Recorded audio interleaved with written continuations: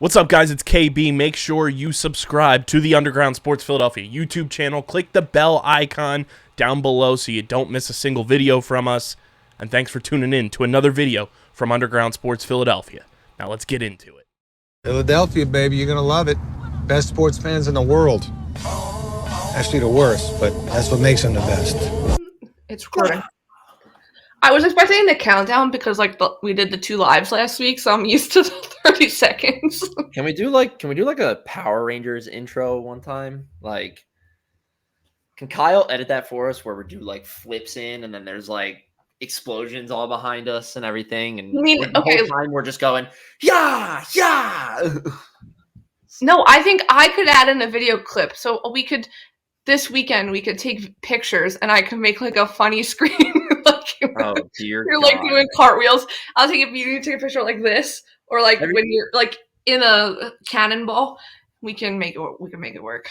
Everybody who doesn't listen to the show but watches, they would just hear it, or like just follows us on social. It's gonna be like, what the fuck is this? Like, listen, I think some people expect it at this point. That's good. That means they know us. All right, well, welcome everyone. Hello, everyone. I'm sitting at like an angle. I feel like the hat looks crooked. Let me just say, the brim of this hat is very stiff. It's very stiff. Yeah, like I'm trying to bend it. I don't know. I would buy their Vegas hats, the all white and red ones. Those ones were nice. Did Lando drop Vegas merch? Yeah, it did, but it was sold out in like 2 minutes. That does not shock me. It matched the helmet. It was like snake themed. Oh, that's cool. People already got it. Like, shout out to Lando. Because when you order like the Enchante merch from Daniel Ricciardo, it takes like weeks to get it. Why does that not shock me too? Yeah, it doesn't shock me. But yes, hello everyone. Hello. Welcome to another lovely episode of F1 Underground. We have 2 more left to recap with this season content, and then we'll obviously keep going. But yeah, we'll have to do once Abu Dhabi's done. We'll have to do like a big season recap. Yeah, I was going to ask you this. I was going to see if we had Mark or something for that. I would love that. Love to hear Mark's thoughts on it. And then I know we talked about doing like fun stuff like ranking our favorite liveries and helmets from the year. Yeah. Yeah, we have content. Obviously the holidays are coming up and then you get married, so might be sometimes there's no episodes, but that works because then the new season will be here before we freaking know it. Testing February. Not even preseason testing. It's when they start launching the cars. Yeah, true. Like last year, Ferrari's car launched on Valentine's Day. And it turned out to be the biggest red flag anyone ever could have seen coming. Preseason testing is February 21st to the 23rd. It's like not even that far away. It's not that far away at all. No. That's disgusting. Not that far away. Cannot wait to get into another season of this. Mm-hmm. Makes me so excited. All right. Episode, what number is it, Owen? This is probably 37. 37? 37. You want to know why it's 37? Because last week was 36. Oh, thank you for doing that. Thank you. I'm just telling you. It just didn't seem right. It's episode 37. Owen is correct. Episode 37. I'll let me put my computer on Do Not Disturb. I knew I forgot to do something. As always, you know where to find us on social. We are on Insta and Threads at Underground F1, and on Twitter at Underground_F1, Twitter/X. One of our loyal followers on Threads said that you got to give it up. You're not gonna ever get friends on X. No, it slowly dies. I will get friends. I will make friends. You know, know what? I'm gonna get Ange to download. Actually, Ange has Twitter, I think. Now you're a little quiet. You got really close, and now you're a little quiet on the mic. Really? Am I quiet now? Am I quiet now? Talk. Hello? Am I quiet? Yeah, you're a little quiet. I just have a microphone. That's good. It's good. Hop on that Amazon Black Friday deals. As I was saying, I'm gonna get Ange, if she doesn't already have Twitter, to download it and follow us, just so I get one more friend. Okay. So you go from 86 to 87. Yeah. Yes. I don't want to hear it. So you got a Travis Kelce's number. Yeah. Travis Kelce with that drop last night. Listen. I was going to ask Mom how he did for her fantasy football team, but AJ Brown also had like no catches yesterday, so he didn't really help me with mine. Yeah, but you know who did have a catch? And it was a monster catch that really helped me? Devontae Smith. Because I had him in my flex option. I wasn't really projected. It was like literally like a 50-50, like 0.2 point spread difference for this league. And the other people had Jalen and AJ Brown. And I was like, I'm fucked. Like, I'm losing this matchup. No, AJ Brown did nothing. No doubt about it. And then AJ Brown didn't do shit. No. And Jalen Hurts sent that bomb to Devontae Smith, and that got me huge points. I'm pretty sure he got me like 20 points for the night. Yeah. Okay, regardless about our fantasy football teams. This isn't what the people came here to listen to. We talk about Formula One on here. But yes, as always, you know where to find us on Instagram, Threads, and Twitter/X. Go give Owen some friends, why don't you? I know that. And then also follow us over on our YouTube, our main YouTube channel at Underground Sports Philadelphia. This past week with Vegas, we were also on there a lot doing some lives, which were fun. Yeah. Oh, we don't even have that listed. Add that to the thing. We can talk about the Netflix Cup. We didn't? No, we previewed it. We previewed it, that's right. We can do a quick recap. We don't have to go long into it. But yes, so as I just hinted at, we are going to do obviously our meme of the week. And then we'll recap Vegas in a whole, everything Vegas regarding Netflix Cup, the craziness between free practices, and then the rest of the weekend. Yeah. And then we will be previewing, or our new segment, Pints and Pit Stops are back. Or is here for the first official one. Last week we introed it. This is the first. Oh, he's drinking a beer. It's clear. It's not clear? From that far away, it looked clear for a second. I haven't taken a sip yet. You guys will get first reaction. Although I cracked the can when I was like getting ready, and I was like, I should have saved that for the show. You should have. I'll know for next time now. And then we all will do our predictions for Abu Dhabi. And there are a lot of unanswered questions, so it should be interesting. But yes, starting off with our meme of the week. I'm going to add this in just so we have it quick. Little constructors. Yeah. And drivers. Champs update. So we make our predictions with that. Yeah, well, I think knowledge in mind. Checo secured his second, so yes. Checo did secure his second place. Good for him. Yeah, good for him. But yes, do you want me to go first? Do you want to go first? I'll go first because I think mine is a little bit more descriptive than yours. So I thought this was funny for two different reasons. Yes. Sorry. Yeah, can't really read it. I don't want to get close to the screen. That's good. No. Why is it doing that? Oh, that's weird.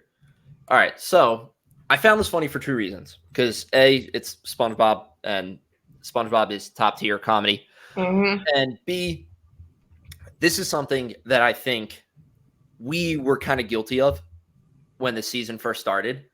So basically what it is have you ever seen the SpongeBob episode where SpongeBob and Patrick adopt a baby clam and they end up kind of living like the married life, and Patrick's playing the dad in the role and SpongeBob's playing the mom in the role, and SpongeBob's complaining that he doesn't do anything, and Patrick says, I've like please, like taking care of the kid at home can't be that hard, right? And then he goes around and he shows like all the diapers and everything that SpongeBob's changed and everything. And it's funny. But the picture of Patrick says F1 is boring because Max wins everything, right? And then each picture is explaining why it's not boring. And it's really funny. So it says Alpha and AlphaTauri for battle for 8th place, McLaren versus Aston for 5th, inter-squad Alpine fight, Yes. inter-squad Ferrari fight, Mercedes versus Ferrari for P2, and then at the end of this sequence is this big mountain of diapers and everything. And this one, the text overlaid on top of it is Alonso, Sainz, Norris, and Leclerc battle for 4th to 7th. So like I said, I found this funny. The main reason being just because when we first started this season, I think, as people who listen to the show know, we're very new to F1. So it's hard. I think Casey and I both didn't see like past the surface for a lot of this stuff.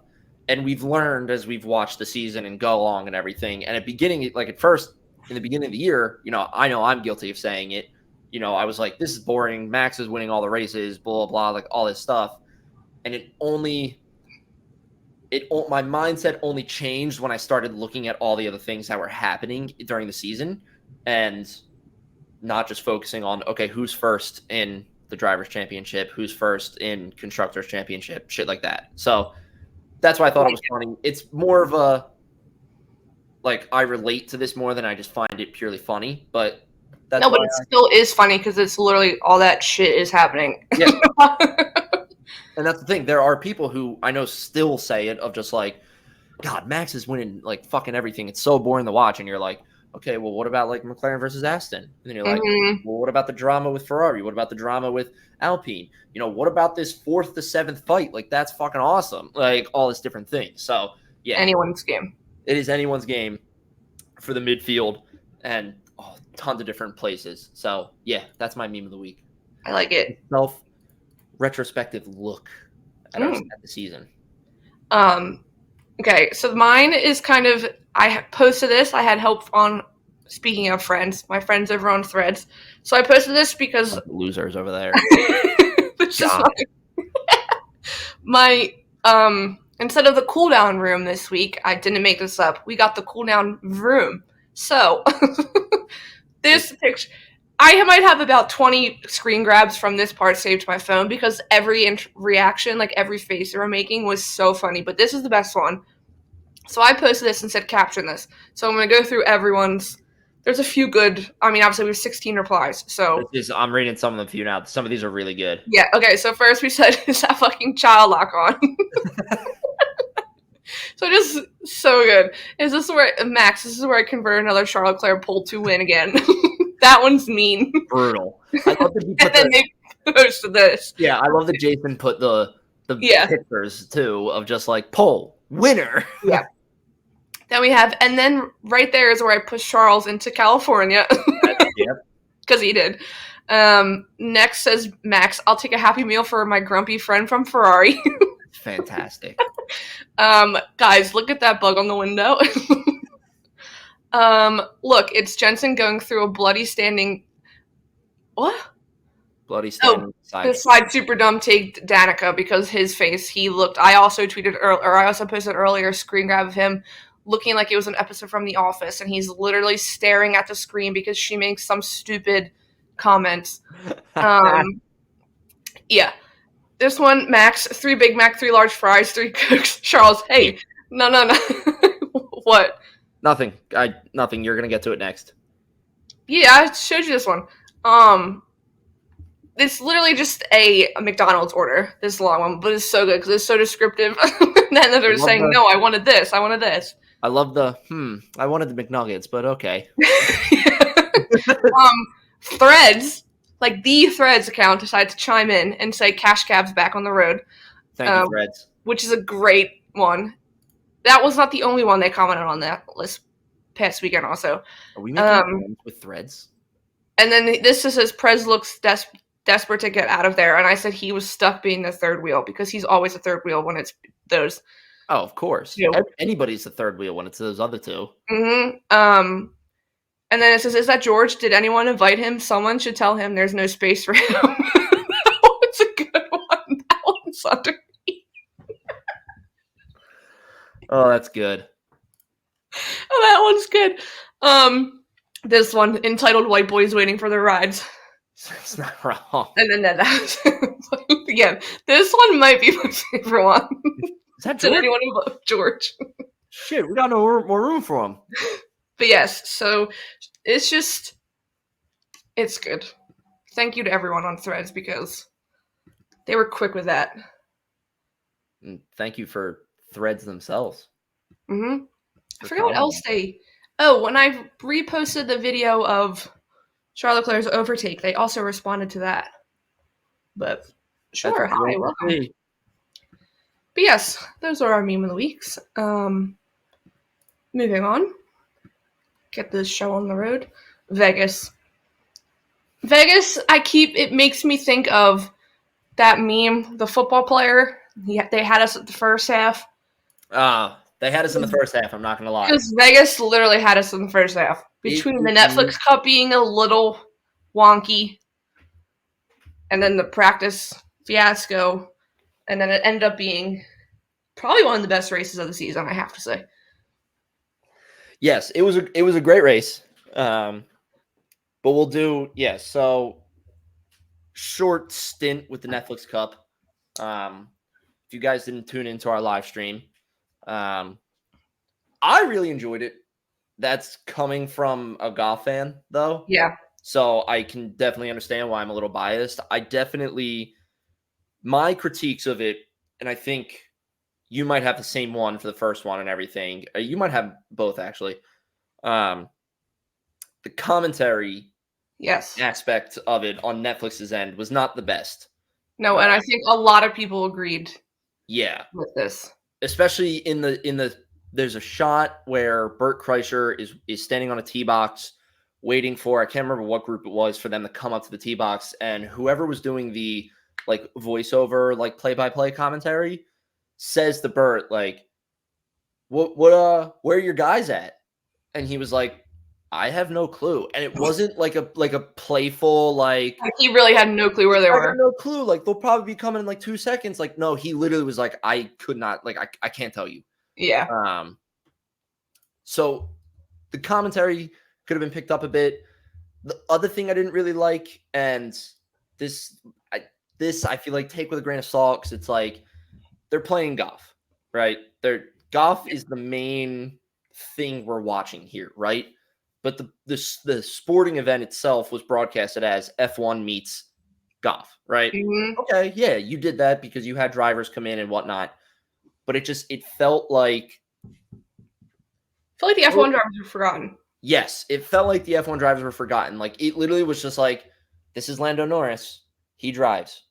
And then that's it. Here's Carlos Sainz. He drives a car that's red. That's it. And it's okay, yeah, they're playing golf. They're obviously not going to be doing different things, doing an F1 centric thing. You're golfing. That's what they're there to do. But yeah, it definitely felt like it was just okay, here's our drivers. I do agree. I mean, even Steve, who was on the live broadcast with us, he was like, I forgot who the drivers are because they were only talking about the golfers. And I saw a lot of people saying that. And I even posted, I said I did enjoy it. It was cool. It was cool to take both of those two shows together. I said, next year, give me 4 different drivers, 4 different golfers. Give me other people from the golf show and stuff. But I said, I think next year it needs to be one golf, sitting on those couches, one golf commentator and an F1 commentator. Give me Jensen Button or Crofty or Ted Kravitz. Give me one of them in the chair because they know the drivers. Because people were saying, they literally butchered Carlos Sainz's name the entire time. Yeah. So, give me someone that knows one half of each person there, and you will have good back and forth commentary about what is actually happening. That's what I think. That's what I think it needed. The coverage was great. The drone shots. Yeah. The production value of the entire event, from downright to, quality of the cameras, how Netflix live streamed it in the overall quality of the stream was fantastic. Much better than, Netflix's previous live stream attempt. It productionally wise, it was gorgeous. It looked great. It flowed really well. It worked as an event. but there's definitely some kinks they need to iron out. And I like also think I would love to see, like, okay, I know F1's a much more dangerous sport than golf is. But like I would love to see some blend of like, okay, we're gonna get the F1 drivers to do something golf related, and now we're gonna get the PGA players to do something F1 related. You know, I get the holes that were like the Netflix like show inspired, but like make them F1 inspired. Like make them do like a stupid like pit stop or something before they like do something to make the golfers like it was the speed round being the first one and them driving in the golf carts. That was great. Yeah. They should have done another one of those. Or maybe have it a speed round the entire time because that was fun. I also think it could have started earlier. I mean, it's Vegas. It could start earlier because it was so dark at the end that even the golfers were having trouble. It was pitch black at the end. And kind of similar thing with the race. You know, I get it. You're in Vegas. You want to do it under the lights, you know, all that stuff. That's great. But yeah, by the end, I mean, you could hear some of them on the broadcast saying like, I can't see the shot. Like, well, I forget who it was. Like, was looking through his viewfinder. I was like, can he even like what is he actually looking at? Because it's so dark. Yeah. I also think because what was it? Actually, it was 8 holes. If the first 4, I think it should have been 6.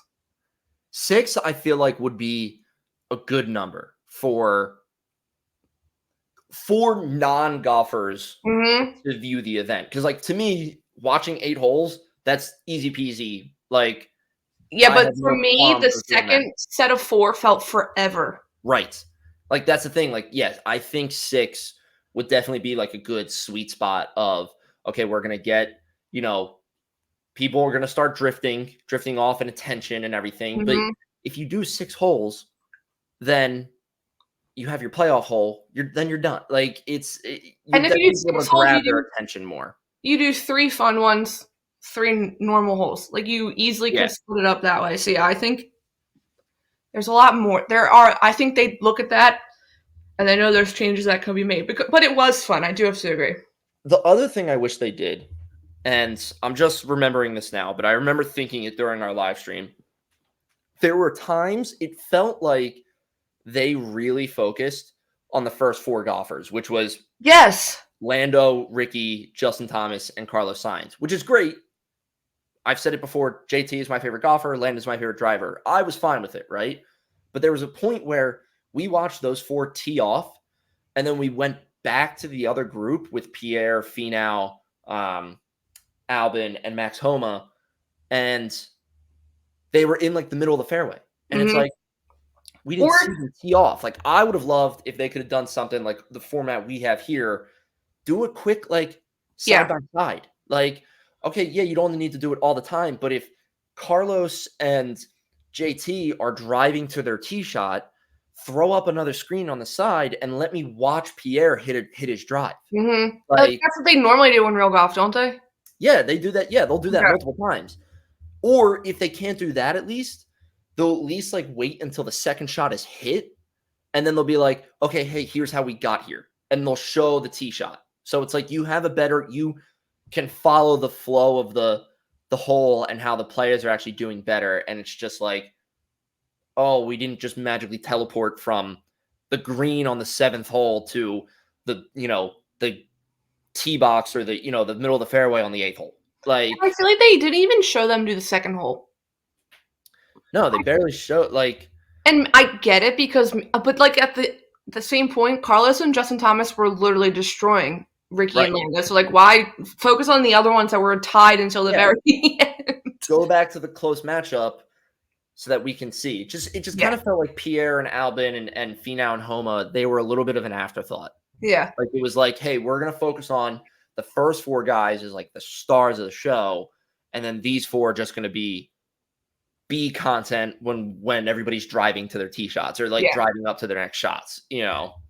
Speaking of Alex and Homa, before we talk about, I guess, the winners, if you have anything else, before you have anything else to add, Homa was in the garage with Alex the other day during the race. Before the race. You, like, let him sit in the car and stuff and everything. And I was like, there you go. They are actually going to be best friends. Yeah. And go ahead. No, Alex's girlfriend posted pic because she was on the sidelines when he fell. Right. She followed him the entire time. So she's like, I can't believe I saw this live in action. And she literally got her reaction. And she was like, oh my God. And he turns around and goes, did you see that? She was like, yes. So then she was also right there when he called her the Squid Games doll. Oh, yeah. So then, but she like dropped like an Instagram dump, and the one picture is so good. She's literally walking like next to Bert Kreischer, like while they're going. And I'm like, okay, Lily. But yeah, that was. I just wanted to mention that. But yeah, Max was in the garage with Alex and Albon. I think they might have been my favorite pairing. They seemed like they got along. You know what would be great if next year they do this again, right? And it's instead of the speed, like the speed holes where they have to get into the cart and everything. Now, I don't know logistically how you would be able to do this, but just try to, theoretically think of it. The F1 drivers hit a drive, right? The moment their club makes contact with the ball, right? You have the PGA Tour people in sims off to the side, and they have to do a hot lap.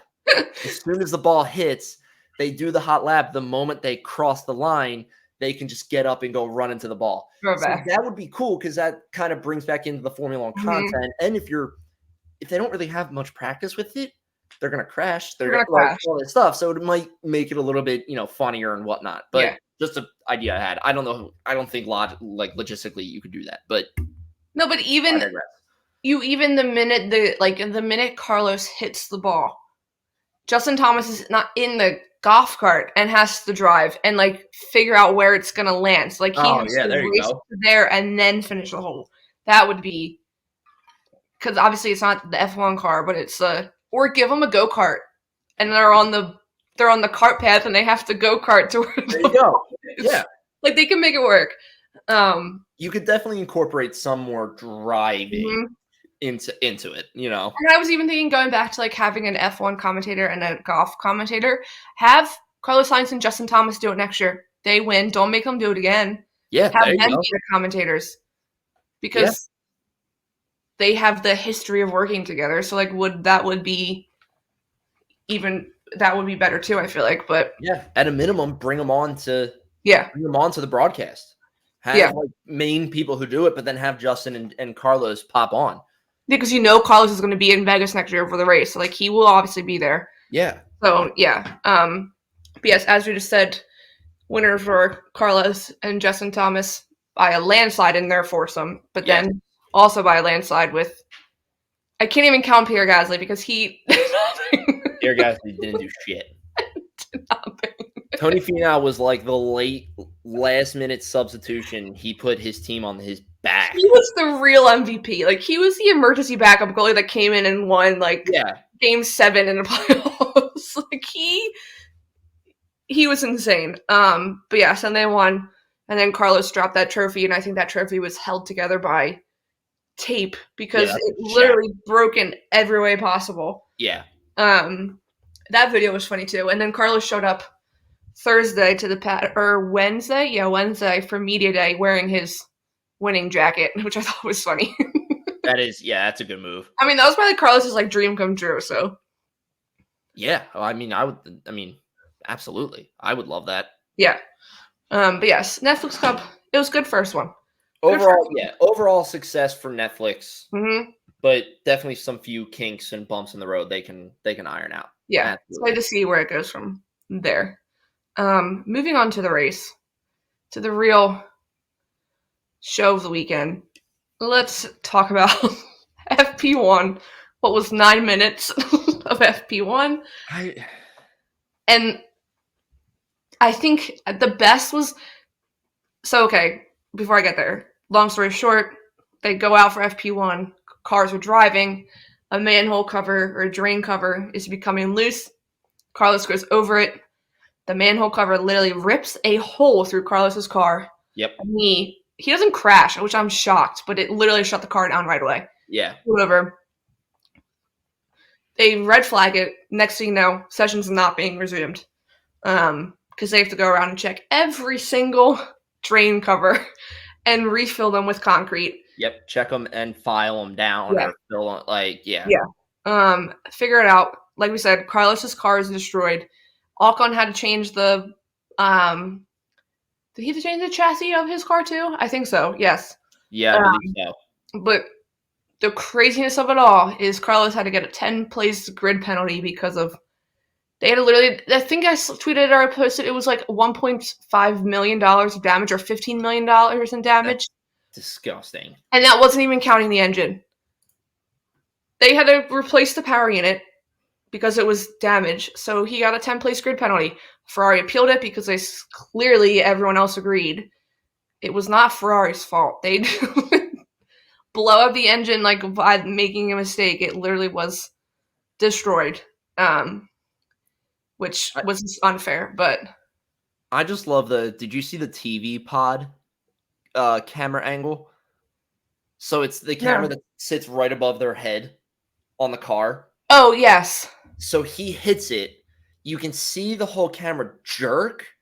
But then if you look down at a steering wheel with a screen on the steering wheel, it literally says, like, engine, like, shut down engine, stop the car. Yes, it was literally like, stop now. Mm-hmm. Instant was immediately, and I'm assuming when the sensors pick up that much of, like, a collision or force applied to the car, it's like, whoa, like, shut it down. Because there's no way the engineers reacted to that fast and immediately were like, shut it down. So the moment the car hit that manhole, I mean, it literally shut the car down now. Mm-hmm. Like, well, and the best was not even that.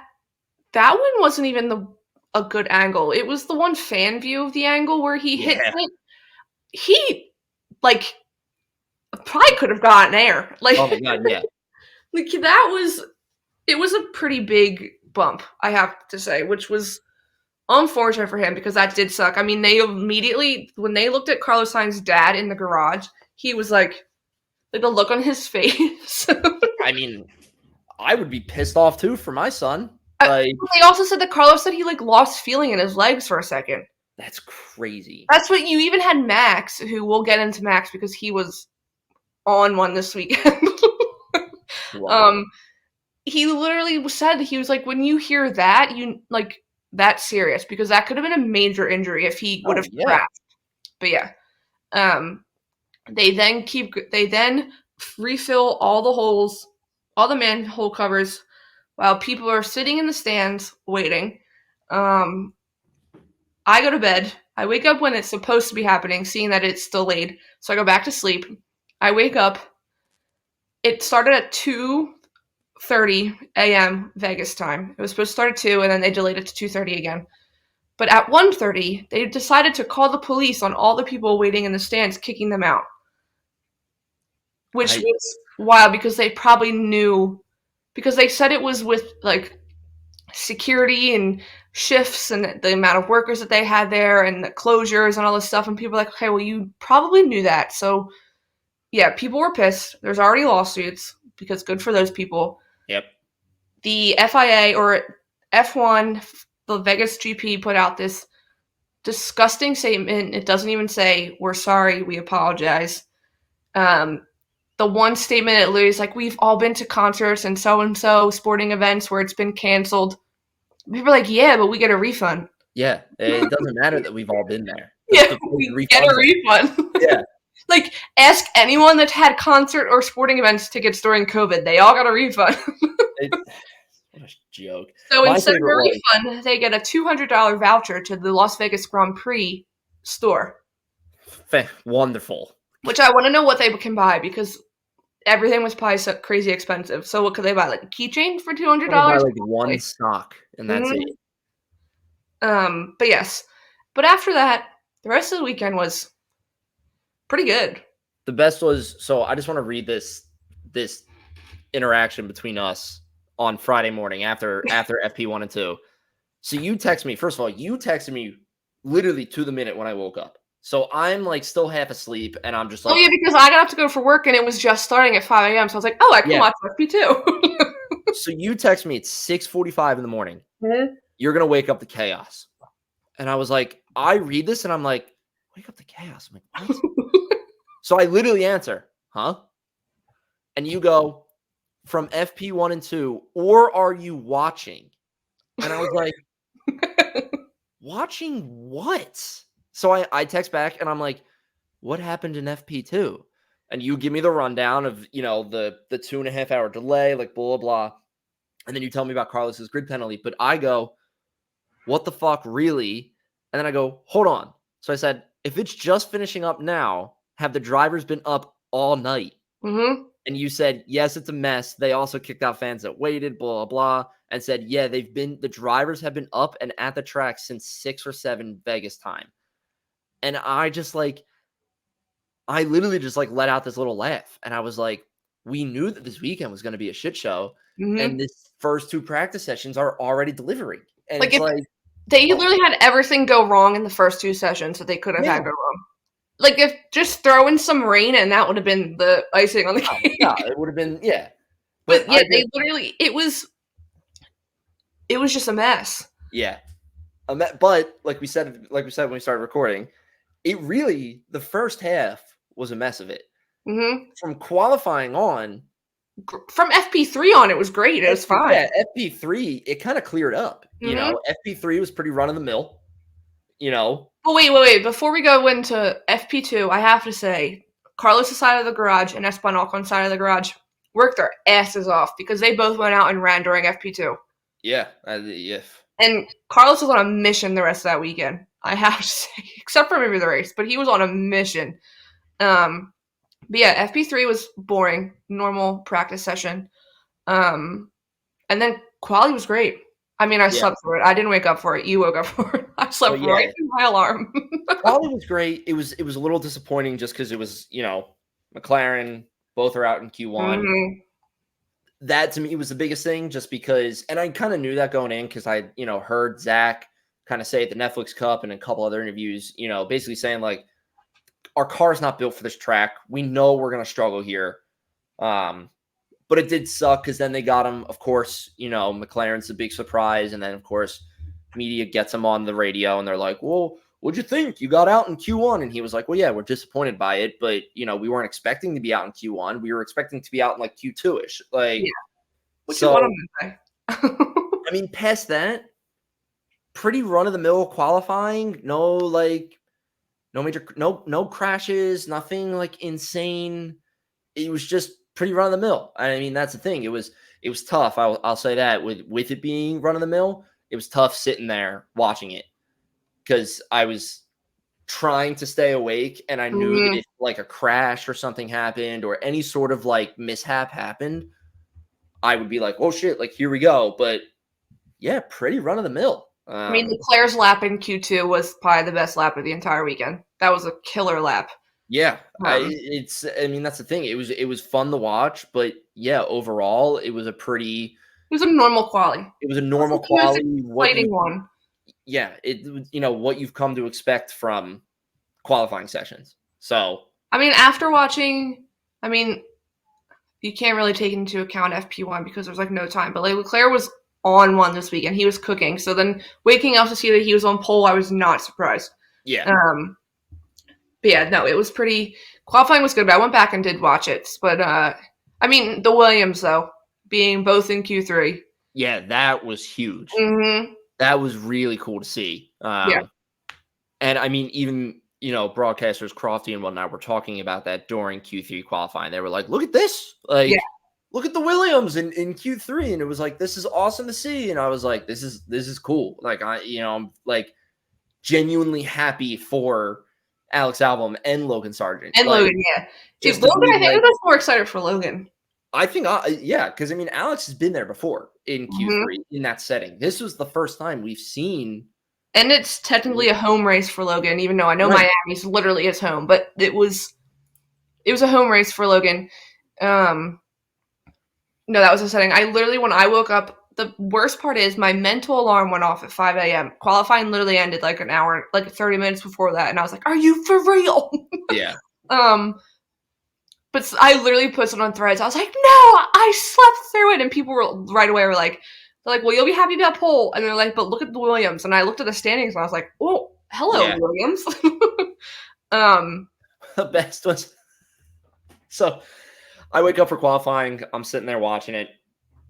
And all of a sudden, I don't know why I thought of this. I think I just get this feeling in my head. And I'm like, is Casey awake? Yeah, you should have known I wasn't awake the minute Charles Leclerc was in first the entire time. Right. So I'm like, okay, this is weird. So then I go to Twitter, and the most recent tweet was from like an hour ago. And I was like, oh, all right. So like, yeah, she might be awake.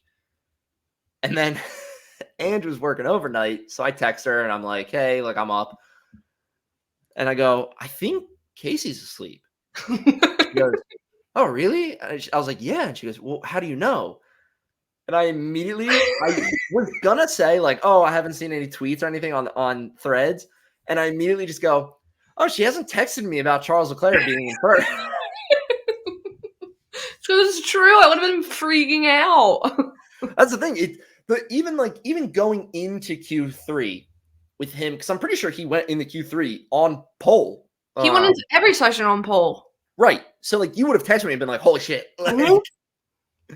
But yeah, that was I was so annoyed.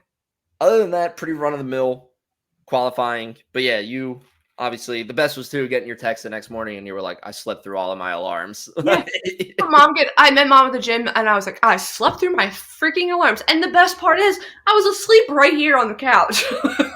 Oh God. And still slept through every alarm. Every single alarm. I was so annoyed. But we were awake for the race. And I think I was more excited to be awake for the race. But yes. The race was a really good It was a good race. It was a good race. You had a little bit of everything. Yeah. Good overtakes. You had the chaos at the start. Yes. Off of we'll go into that and everything, and then everything kind of balanced out from there. And then the end. It's like good, clean overtakes throughout the entire race. I was thrown for like an emotional roller coaster at the start because with the chaos, and you know what, I'm just going to jump into this right now because we can talk about like these two teams. So McLaren obviously doesn't qualify well. Aston Martin qualifies well. Mm-hmm. So I'm like, fuck, this is not a good lineup for constructors. No, Lance Stroll, man. Right. So right off the bat, that big chaos in the front happens. Guess who falls down to like 18th? Fucking Fernando Alonso. And I was like, yes. Like, and I mean, point standing wise, that's when you want to fall. Like in the drivers' championship, that's when you want. And I was like, yes. And it wasn't even like he was like 12th or 13th. So like he could get his way back into the points and everything. I'm like, the way this plays out, he should get like 14th at best. Like 14, like 13th, 14th, right? I'm like, yes. And then I think literally a lap later, Lando Norris is coming around the one turn, loses control of his rear tires. Harry hit. Flies into the wall. And I just put my head down in sadness. And it was awful. But no, so I posted the video of the overtake, my reaction, and then I clipped you when it happens. And you just go, no. And then you lean back. You just let out this little tiny, like, no. Because it was like, there was the perfect situation. It wasn't, and it, like, I'll even go as far as saying, like, wasn't like Fernando got hurt or anything. Like, he spun out and he fell down to a really low position. And I was like, yes, like, that's exactly what Lando needed after a poor qualifying. That's exactly what McLaren needed after a poor qualifying. Yeah. And then that happens. And I'm like, what the fuck? Like, come on. But it set up for two really good things. The first being Lance Stroll, P5 after starting P19. That is insane. The man waited to put on a performance, and he put on a performance, and he did. He grew that facial hair and said, "Watch out, I'm coming." Yeah, facial hair really changed his mentality. I didn't know it was him. The other aspect of this, which was good, was Oscar was obviously sole driver for McLaren at that point, and it was. I will say this: it was really fun being able to have all of my focus on Oscar because I love Oscar. I think he's a great racer. I love to I definitely pay attention for him and to him and everything. But Lando is my favorite driver, so I'm inherently just gonna look for Lando in the standings. With Lando being out, I was, where's Oscar? What's he doing? What's he up to? And I'm watching every single thing of where he's, his overtakes are, when his name goes up and down on the leaderboard, all this stuff. And I was like, this is really fun watching him. And I mean, he had a ton of different overtakes. He had times, going into the pit. Obviously, he's falling back. He had some people overtake him during the race, but he got him right back. It was a great race to watch, trying to follow Oscar as best I could. Yeah, and then he ended up making contact with Lewis, and they both ended up with punctures, but they both, Oscar still was able to come back out. Yeah. Yeah. Oscar had a good race. I feel like it kind of flew under the radar because Lando's crash was scary, and it was big. I saw another view from it today, and that one was scary. He was okay though. They did take him to the hospital, and then he was discharged, but they haven't really said anything since or else. No. I mean, he's in Dubai already, but yeah, it was a good race for Oscar. The good thing was when those reports were coming out that he was going to the hospital, it was already attached to it that it was just precautionary. It was just we're literally just going to get him checked out, pretty much. And then they posted a picture from the ambulance, the hospital bed or whatever, the ambulance bed when they were wheeling him in. Then they posted pictures of him back for the debrief after, and people were making fun of him, and it was when you're that girl in school when you've been to the ER the night before and you show up with your hospital bracelet on so everyone knows because he's still with his hospital bracelet. Guys, look. People people would be like, oh, what happened? Are you okay? You turn around and you're like, I don't want to talk about it, actually. Yeah. But Lando was okay. Aston Martin, Lance Stroll. I feel like that performance is up there with, I'm just going to keep going. That performance is up there with Esteban Ocon, who finishes P4. It just gets so overshadowed. I feel like Lance and Esteban, their performance in the race from other things, at the end, I was like, wait, Esteban finished P4? Yeah. I mean, they had a funny moment in the race as well, because literally as Esteban's overtaking Pierre, they come over Esteban's radio and they're like, no, hold positions. People are like, Esteban was probably like, well, too late because I'm already switching. I'm already going past him. So yeah. What I wanted to throw this in there. So the race in overtakes, it was second to Zandvoort for this year. That's how many overtakes there were. I think there ended up being I first posted 85, but then yesterday I saw there was 92 overtakes or something. Wow. Yeah. It was insane. Who knew that street circuit, who looked kind of small, would be good for overtakes. But yes. There's something else I want to mention about McLaren that was really good for them. Oscar set fastest lap for the day. Yes, he did. Yeah. So that was really cool to see. He set it with a 1:35.490. He did. So that's just really cool to see out of a rookie. And did he ever pit at the end or no? Did he go all the way? Remember, you were like, he still has to pit, but I don't think he ever stopped. No, he pitted. Because if he didn't, because he had used 2 sets of mediums, I think. So he had to have pit to get a different set of tires. Okay. Or maybe, no, I'm sorry. It was 2 hards. Because I remember us talking about it and saying, is he going to pit with 10 laps left and try to come out with softs and catch people that he's going to fall behind from pitting? But then he pitted with 7 laps left. And it was and they did. I'm pretty sure they put him on softs and they sent him back out there. And it was okay, you did what I thought you were going to do, but you did it about 5 laps too late. Yeah, they did do it really late. I remember. Okay, now I remember. Pitting and whatnot. Yeah. Not to mention that. Fastest lap for Oscar. So that was cool to see. I can't really tell you anything about Pierre's race. I wasn't paying attention, like I said, to the Alpines because of watching the battle at the end, which we'll get to. But I feel like we could just mention Haas, Alpha Tauri, and Alfa Romeo in 2-3 sentences, one for each. I mean, Hülkenberg retired near the end. That's when he ran off in that escape road. And then literally, I think a lap later, Yuki also retired.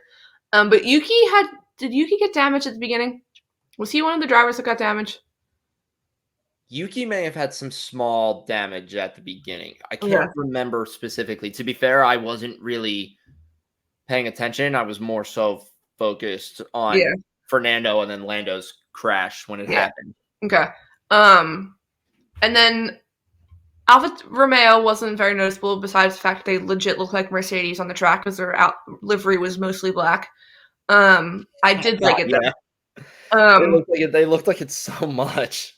But watching Valtteri Bottas during practices and stuff, that man loves a good street circuit. He was, and a good, they just kept saying that he's good with low grip. And I mean, that track had no grip. Lando kept complaining about it the entire weekend. But yeah, Valtteri did a pretty good job. Yes, moving on. Williams, like we said, great showing in quali. And then by the end of the race, they were pretty unforgettable. They both, I think they both finished out of the points. I could tell you. They finished.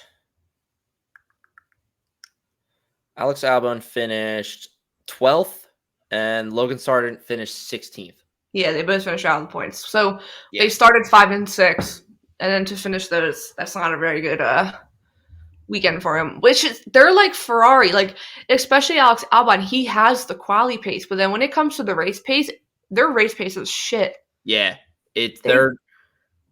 they really do struggle during the races, and it's not fun to watch sometimes. No, because Alex delivers literally the whole weekend, like before and everything in quali and disqualifying, dragging that tractor across into Q3, and then they get to the race and they're ending up not in the points. So it is frustrating to watch the Williams. I will say, I watched the drivers' intros before the drivers' parade. That's when they did them with, I can't think of his name, one of the wrestling announcers. I know who you're talking about. It's not Michael. I think it was Bruce. I think his last name was, I don't know what his name, but there's some funny moments that came from that. But the one part was when they announced Logan, the cheers that he got were so good. The cheers were amazing to hear from Logan Sargent. And we had someone on Threads who was in the stands at the last turn by the pit end exit, and she was saying that the crowd was like cheering a lot for him. That's good. You have to go back and watch though, because in certain aspects, when he turns his cards, you can see how he wrote like their names phonetically, but he butchered them. So he says Charles, he says Charel. Like he does. God. And then for Carlos Sainz, he literally wrote signs like Signs.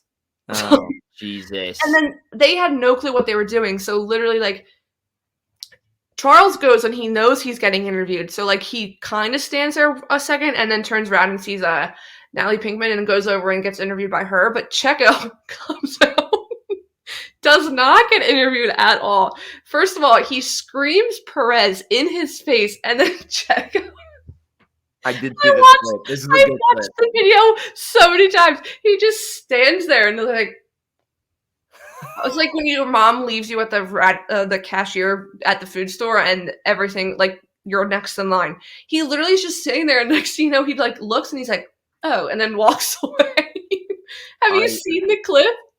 I have seen it. I want to watch it again though, because it's hilarious. It's so funny. Might be the best moment. Like, that's automatically, like, people will be talking about that moment for forever.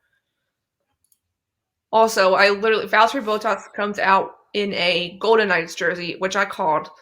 Yeah, that was cool. I was happy when you sent that to me. But I tweeted and said, Valtteri, hate to break it to you, but they lost to the tanking Philadelphia Flyers today. Bless you. Oh, he muted himself. I did mute myself. I didn't know if it was going to come out. I'm watching this clip now, too. This is the most awkward thing. It's so awkward. It's so funny. He, like, screams it in his face and then just turns away. And then Checo's just like standing there like... But the best is Checo doesn't even get interviewed, so I don't know what he thought was happening. Yeah. It was, oh God, it's so funny. Yeah, it's so funny. Okay, but back to the race. The big three. Mercedes, Ferrari, Red Bull. I'm gonna talk about Ferrari last this week. So Mercedes, George gets a penalty for that incident on Max, which that one was hard to figure out who actually got the damage. And then when we were watching, we were like, who actually got the damage? Because you looked like Max, but on the replay, you're like, no, I think it was George. It was George. He got the He got a 5-second penalty for Max, which that's why we were laughing at that one caption, because George left him no room. Oh yeah, Max. So, and then Hamilton ended up, like we said, with small contact and had a puncture. They came in, and he came out on the radio and he's like, "Are we last?" And they're like, yeah, you're last." And he did work his way up. But that Mercedes was not good this weekend either. No, on that track. No, they were struggling. Yeah, they were struggling. Red Bull, another historic win, and also I thought this was crazy. It's the first time in Red Bull's history their drivers are finishing 1-2 in the Drivers' Championship. That is, when you think about that, especially with this season in context, you're like, wow, really? But then but then when you think back to Sebastian Vettel and Mark Webber. Yeah, that's true. Especially watching the Braun documentary, because it's them. I'm like, when I read that, I was like, oh. I was like, okay, interesting. Yeah. But yes, obviously with Checo's third place finish, he secured his P2 in the championship. Lewis can't catch him this weekend. But yes, there was also the penalty Max received at the beginning for forcing Charles off the track, because he literally sent Charles to California. I don't think 5 seconds was... I think you should have to give the position back. I feel like that's what happens. When you force someone off the track, don't you have to give the position back? Yeah, I was seeing a whole bunch of different things about it, and people were saying that, why didn't Max just give the position back to Charles? I saw other people saying, 5 seconds was good. I don't really know. Do I think that either penalty, when it was served, would have changed the outcome of the race that much? Probably not.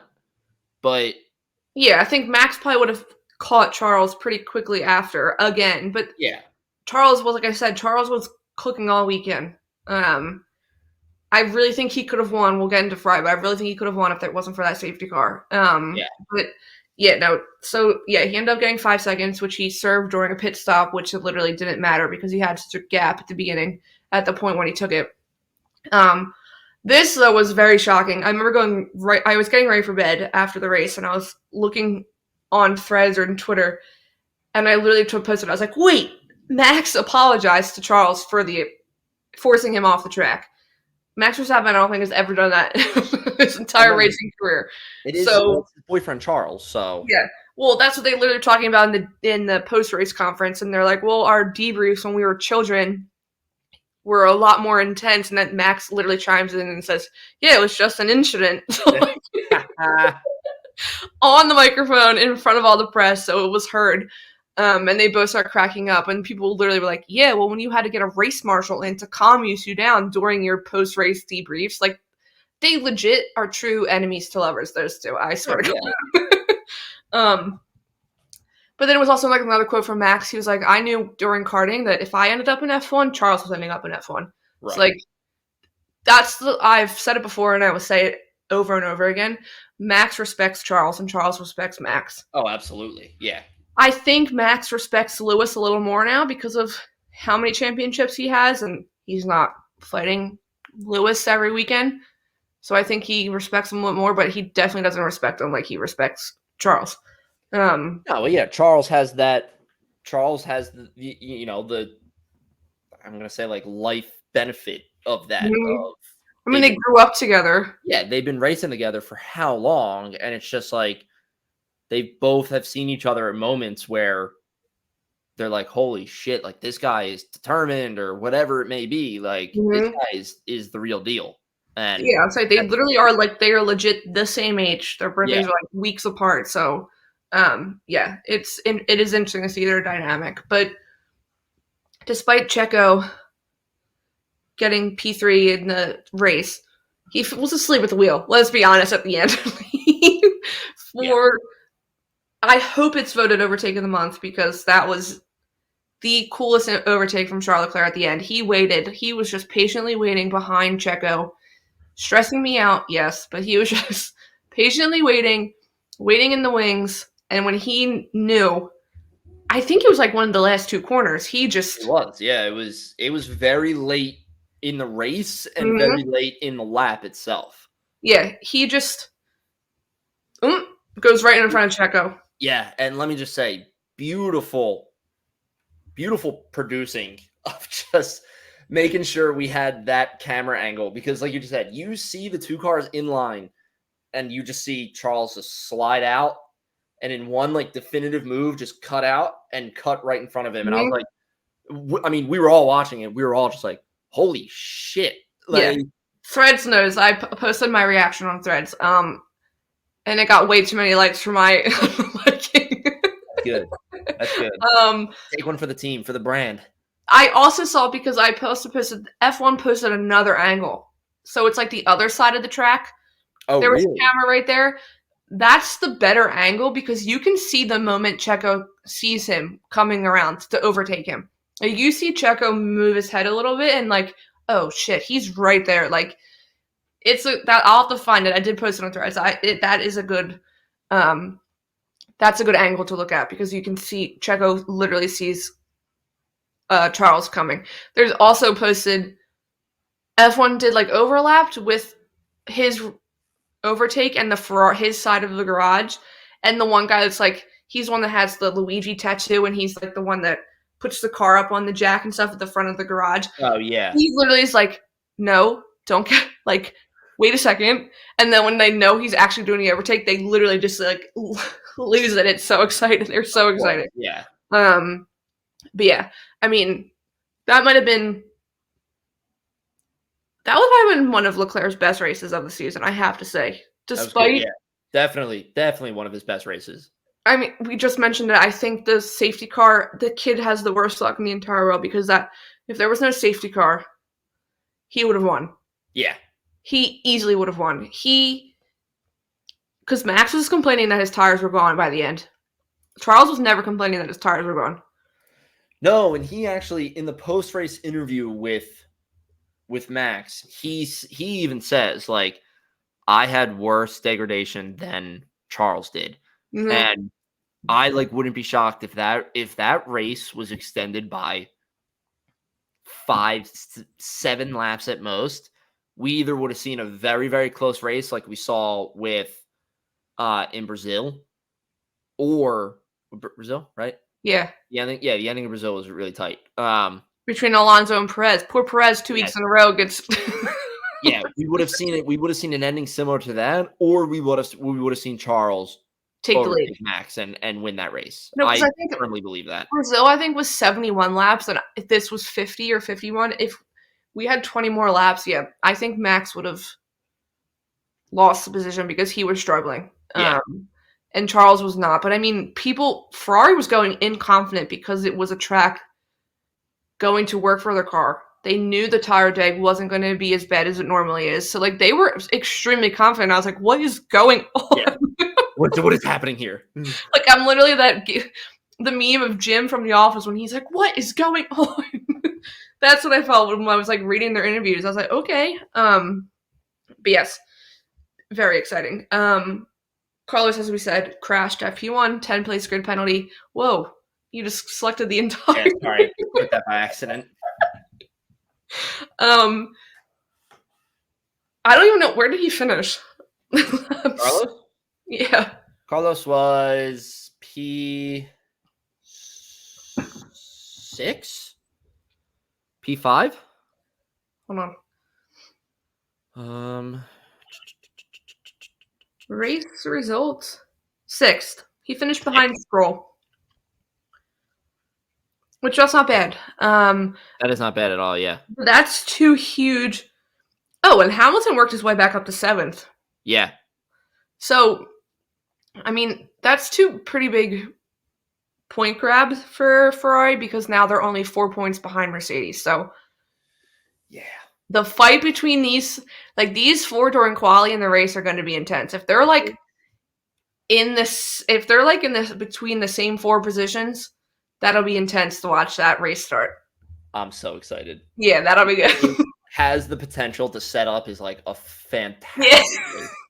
Like so much just riding on it, and it's like fuck yeah, let's do it. Like Max and Checo like DNF because I don't really care about them. Like, can they just like retire or like can they just DQ or whatever because they don't need the points? But like I want to watch everyone else. Like I think I might set up multi-viewer so I can have everyone because there's gonna be so much to look at. Yeah, no, 4 points. Did you see speaking of multi-viewer?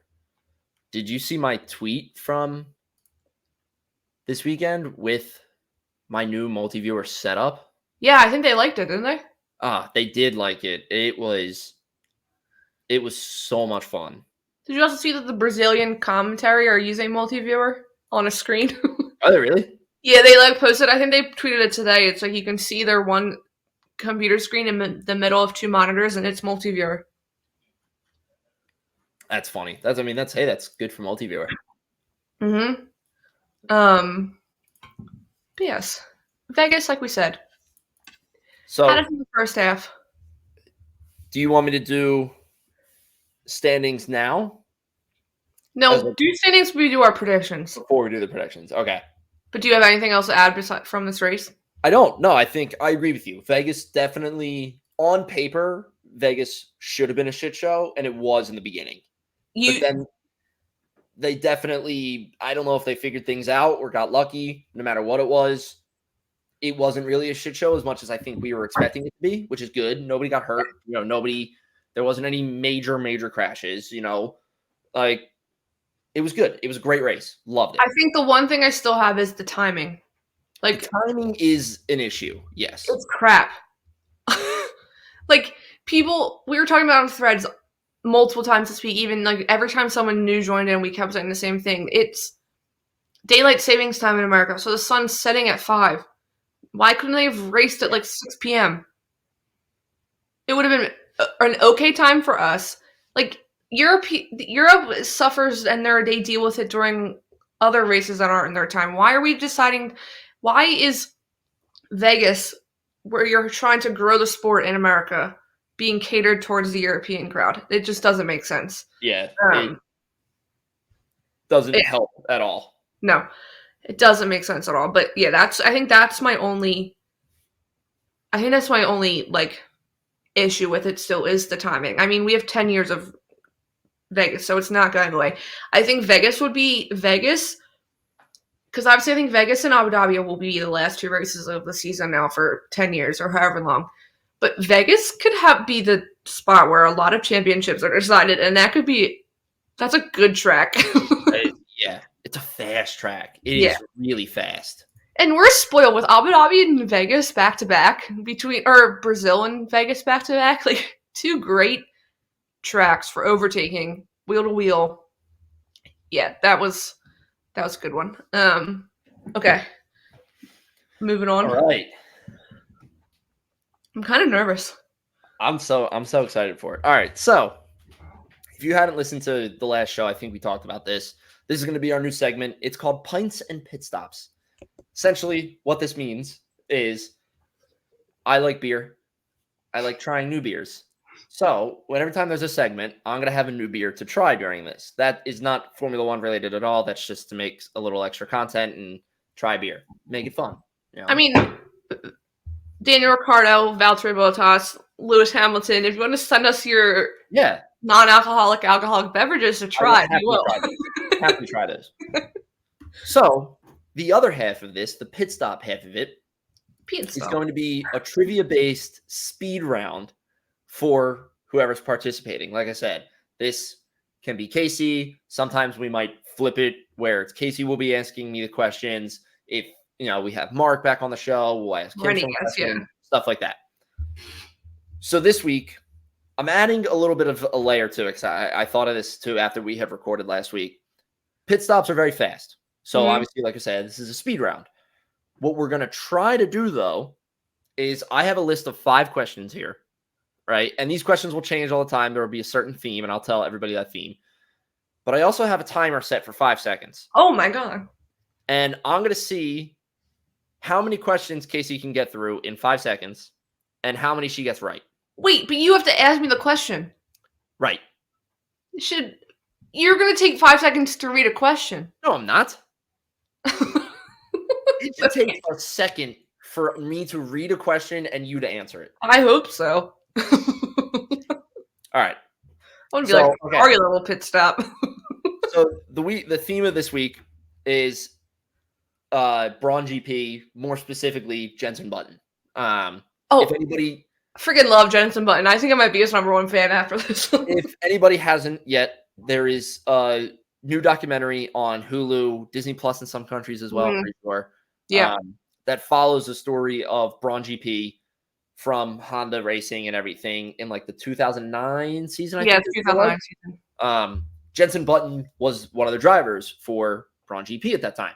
So he's heavily featured in the documentary, but the story overall is about Braun GP as a team and the whole story behind there. The impossible story. The impossible story, correct. And it's hosted by Keanu Reeves too, which is just fucking awesome. And he gets so excited at some points. It's so fun. He gets really excited. So that's our theme. But on the other note, what's your beer? Our beer. Not sponsored, people. It's not sponsored. This is totally of my own choice. This week we have Bonesaw Brewing Company, which is in New Jersey. This is their Pum Queen beer. So this is a pumpkin beer. It's described as vanilla pumpkin spiced cream ale. Our autumn seasonal Silver Queen cream ale variant is bursting with pumpkin pie spices and Madagascar vanilla. The Queen's essential taste the fall. Interesting. I don't really like pumpkin flavored things, but that does sound good. Here we go. That's why I look at it's like not.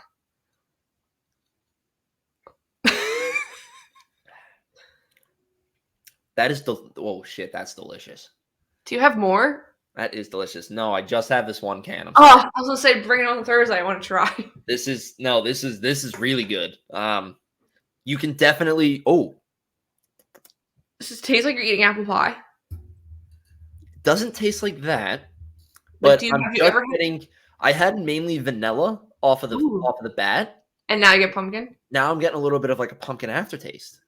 Interesting. This is good. I don't like you said, I don't really like pumpkin stuff, but this is like just enough pumpkin that I can taste it, but it's not like overbearing. Yeah, see that's I might like that. I like that you went for the pumpkin during Thanksgiving week. So. Yeah.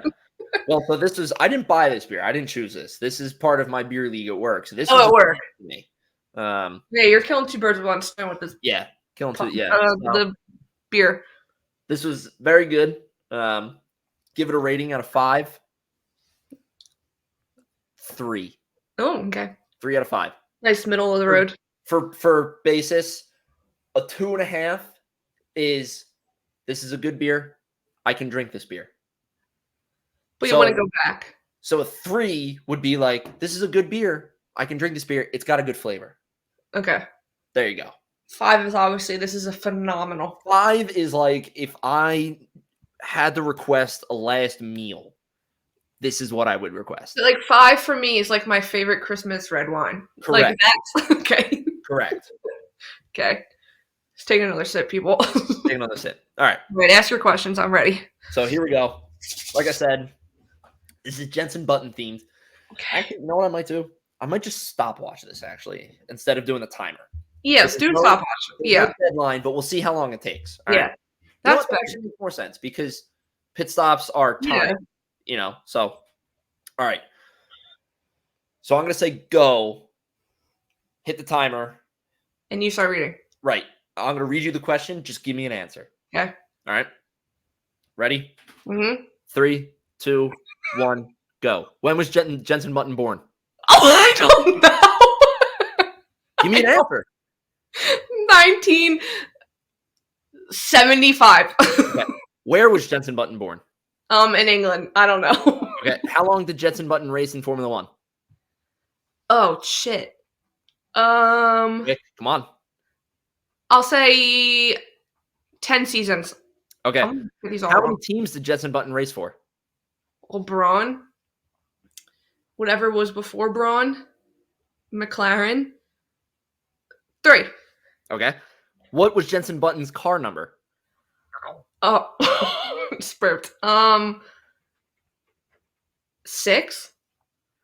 Okay, so that was an awful pit stop. That absolutely struggling with those questions. That was absolutely brutal. That was a 45.8 pit stop. This is Ferrari level pit stop. Let's just That was bad. Yeah. And that's car stopped time as well. Your total pit stop time is like a minute and 5 seconds. I still got to go out on the track. Yeah, you're not even out on the track yet. You're still pulling out of the pit lane right now. I got to leave. All right.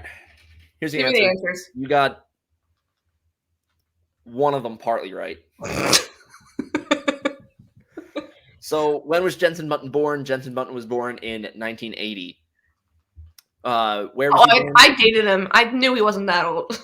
He was born in a place, it's either Frome or Fromey, United Kingdom. Okay. Kind of right.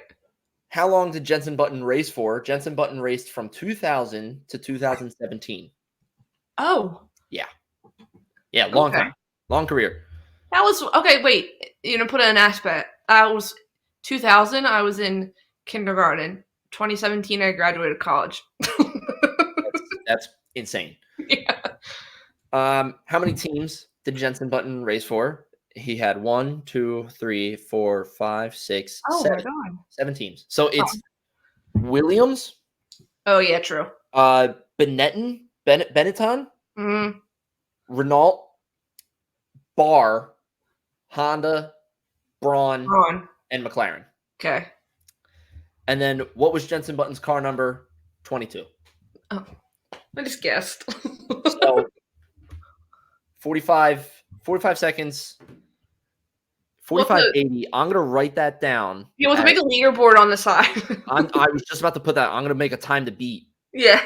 And the next time we do this, that's the time. We can do it next week. So. Time to beat 45. I can think of questions 80 for you. All right, that's fine. I didn't know you were going like when he was born. Well, so here's the thing. I was trying to think of just like general questions that were hard enough that you wouldn't really know because I thought it would be funny, but then also partly questions that like if you guessed 1980, you would have been like, it's reasonable to guess that. I aged him by 5 years. Sorry, Jenson Button. So there you go. That's Pints and Pit Stops. If anybody has any topics we want to cover, anybody has any beers that you want me to try, fucking send them my way. I will. That you can get in America. Happily, yeah, that I can buy in America. Let me know. Do you know we have a few people that listen to us in the UK? So also, if you've made it this far in this episode to get here and get to the segment, yeah, thank you. I applaud you, and please send me. You're the the real one. Okay, yes. Moving on. Do you want to do constructors and then I can do my fast facts and stuff, or I will? Yeah. Let's do that, and then because I'll just rip through these real fast. There's not really a need to. And there's obviously this never takes this long, but there is a lot of reserve drivers going to be driving during FP1 this week, so I just wanted to quickly mention them. Right. It's like all right, so I'm gonna rip through these guys. I'll mention those like close notable matchups. Obviously, don't do first and second for drivers. Yeah. So drivers, third place, Lewis Hamilton with 232 points. Fourth place, Carlos Sainz, 200 points. Fifth place, Fernando Alonso, 200 points. Oh, they're tied. Sixth place, Lando Norris, 195 points. Seventh place, Charles Leclerc, 188 points. Eighth place, George Russell, 160 points. Ninth place, Oscar Piastri with 89 points. Ooh. And 10th place, Lance Stroll, 73 points. Close matchup there that you should kind of watch out for. I'm watching more for the Oscar and George. That's what I was just about to say. Well, Oscar and George. Didn't you say they're not Oscar and George? Oscar and Lance. Oh, okay. Yeah, because they right now have a spread of 16 points. Yeah, that's close. It's feasible if Lance drives like he drove this past weekend. And Oscar gets back up to the front. There could be a good matchup there. Mm-hmm. And this is the track Oscar has experience on, so. Yeah. Interesting. So, all right. So then jumping over to constructors. Obviously, first place, we know who that is. We don't care anymore. Sorry, Red Bull. All right, Red Bull. Second place, Mercedes, 392 points. This is Third bad. place, Ferrari, 388 points. So Yeah. there's a 4-point spread there. So that's a close matchup to keep your eyes out on. Fourth place, McLaren, 284. Fifth place, Aston Martin, 273. Another close matchup. Sixth, Alpine, 120 points. Seventh, Williams, 28. Eighth, AlphaTauri, 21. 9, Alfa Romeo, 16. And 10th, Haas with 12. Love it. So there you go. There's your constructors standings for heading into Abu Dhabi. Abu Dhabi. Yes. Okay. Abu Dhabi fast facts. We all know Abu Dhabi. If you're in America, it's Thanksgiving weekend. Dates are 24th, 25th, 26th. Practice 1, 4:30 a.m. to 5:30 a.m. Practice 2, 8 a.m. to 9 a.m. That's on the 24th. The 25th, practice 3, 10 a.m. to... Oh, hold on. I didn't change the times. Hold on. I only changed the times for the first.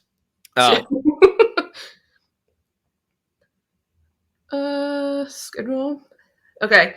Practice 3, 5:30 a.m. to 6:30 a.m. Qualifying is 9 a.m. to 10 a.m. And then the race is at 8 a.m. Give me my morning race times at Red. Yeah. Let me wake up with some coffee. So happy to be closing out the season with a race and a coffee. Yeah. It's going to be a great way to watch it. 16 turns with 58 laps. The track is 3.28 miles long. It is a good shaped track. It's a decent amount of straights, decent amount of turns. The past 2 winners, obviously last year was Max Verstappen. 2021 Abu Dhabi, we don't want to get into. Max Verstappen, touchy subject. And then the lap record is Max Verstappen in 2021 with the 1 minute 26:10. And then, so like I said, FP1, literally more than half of the grid has rookies or reserve drivers driving. Ferrari will be having Robert Schwartzman in Leclerc's car. Jack Doohan will be back in the car in Alpine. Frederick Vesey will be back in the car for Mercedes. Red Bull will be having both Jake Dennis, who is the Formula E champ, and then Isaac Hadar will also be in the car. Pato O'Ward, IndyCar driver, will be in for McLaren. I do like Pato O'Ward. You probably would too. He's literally the same cloth as Lando Norris. Like, they're fun personalities. I would definitely like that. Yeah. Felipe Drogovic, Aston Martin.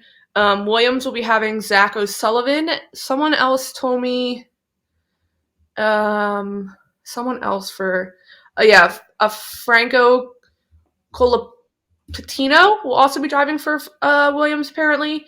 And then Ollie Bierman's back in the car for Haas. And then Haas has also already confirmed that Ollie Bierman and Pietro Fittipaldi will be driving for postseason testing next Tuesday, since they all do postseason testing after the race in Abu Dhabi. Nice. Very good. But yeah, that's literally all FP1. So I was like, maybe I'll skip FP1, and then I saw all those names, and I was like, okay, well, maybe I will get up for FP1. Yeah, because that's a lot. That's good to see. So it will be fun to watch. But yeah, I wanted to mention that before moving forward. Owen, F2's back. It's their final race weekend as well. The last time they raced weeks ago. Yeah. So, but yes. Okay. Predictions. And then we can close this out. Are we doing just race or qualifying? All right. What? Qualifying and race? We can just do race because we did qualifying for Vegas just because we didn't know what to expect. So we can just do race. Fair. Okay. All right. So race. I'm going. I think you might be going the same route too. I'm going my boys. Pure bias here. Last race of the season. I want to see him come back with a vengeance. Oh, you're saying I'm going the same. I'm going Max, Lando, Oscar. Ooh, okay. Okay. That's what I wish I could say Lando P1, but with Abu Dhabi being, a pre-existing track and everything, and we know that Max is good at it, I just can't say Lando P1. So yeah, Max P1, Lando P2, Oscar P3. Oh, I also saw that they put a new podium in. You know how Monza has that bridge and the podium goes out, so it's kind of over where the fans are. Abu Dhabi now has that as well. So that'll be where the podium is. Okay, so I'm going to go Max, Leclerc, and just because, I'm going to do Lewis Hamilton. Whoa, all right. Ferrari team points literally, like, they're going to be separated by, like, a point. So, yeah. Verstappen, Leclerc, Hamilton. Yeah. I like it. So do I. I like it a lot. Should be in for a good one. Anything else you want to add or no? I got nothing. I got nothing either. That was a good episode. Nothing. But yes, like we said, Abu Dhabi, last race of the season. Next week we will review Abu Dhabi, and then we'll do. No, I don't think next week right away. Maybe the week after we'll do like a big season recap. Yeah. And then move on from there. But yeah, it's crazy. Last race of the season. Last race of the season. Somehow. And I remember so vividly the first time we recorded for preseason testing, and Mm-hmm. and we're already here. Last race here. of the season. Yeah. Wild. Yeah. Let's pray next season we get a close battle. Yes. And it's between 3 or 4 teams. Like, give me Red Bull, Ferrari, Mercedes, and McLaren all with a hand in the battle. Ooh. Like, Drive to Survive wants it. Like, So give me that. That'd be so much fun to watch. Yeah. But, yes. With that being said, thank you all again for joining in. We'll be back next week. If you're in America, happy Thanksgiving. Happy Turkey Week. Happy Turkey Week. Eat lots of food, wear stretchy pants. Yeah. Yeah. Thank you guys. We'll see you next week. See you.